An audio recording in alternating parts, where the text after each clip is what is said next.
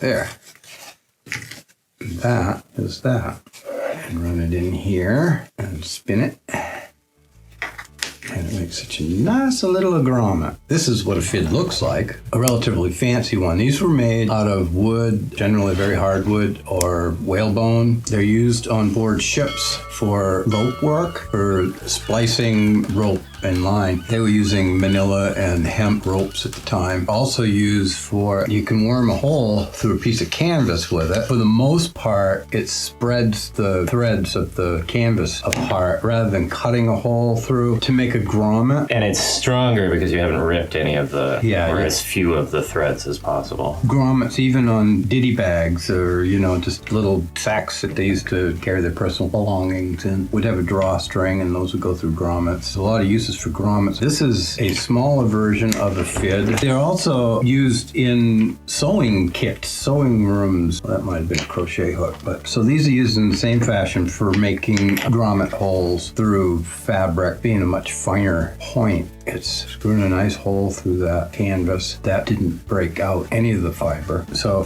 I had one and I thought, you stick it in the fabric and then you run your needle through along the bone and then back through the fabric. So I had this one that wasn't a very fancy one. I thought, what if I score it with grooves down along the length of it so that the needle can pass through there? And I've since used it and found that that helps a lot. I'm just going to go ahead and do that. And I'm going to use a nice red thread so that y'all can see it. Hope the needle goes through those grooves pretty handily.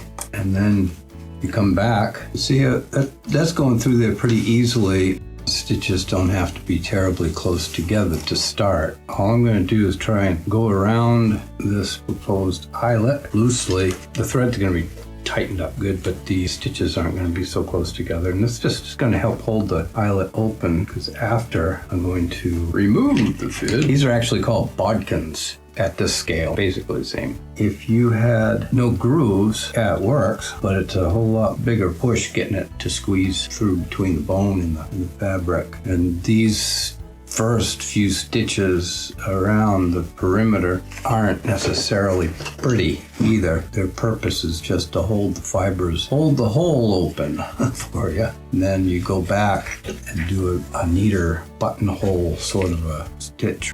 This is another good use for a fid, is to detangle things. Go around again, but this time I'm going to try and be a little more neat. Usually I try to hide the ends of the thread, that way it won't come undone. First I'll tie a knot and then slip it through. Right there. So shaky. I know, it's not the camera, it's that second cup of coffee. There. And that is that. Nice little grommet. Aside from thread wear, that would I think it would pretty much outlast a metal grommet. Metal grommets tend to pull loose, and also if you're using metal grommets, this is still the way to put the hole in the fabric as far as I'm concerned, because again, spreading the fibers out like that and then letting the metal crease up around it and envelop it is a lot stronger than cutting a hole through the fabric, because you have just, by cutting it, you've started a tear. Right, exactly. And that metal grommet is just pinching it there for now. But if you open a hole up like this and put a metal grommet in there, it will definitely outlast a cut hole. Bodkins to fids.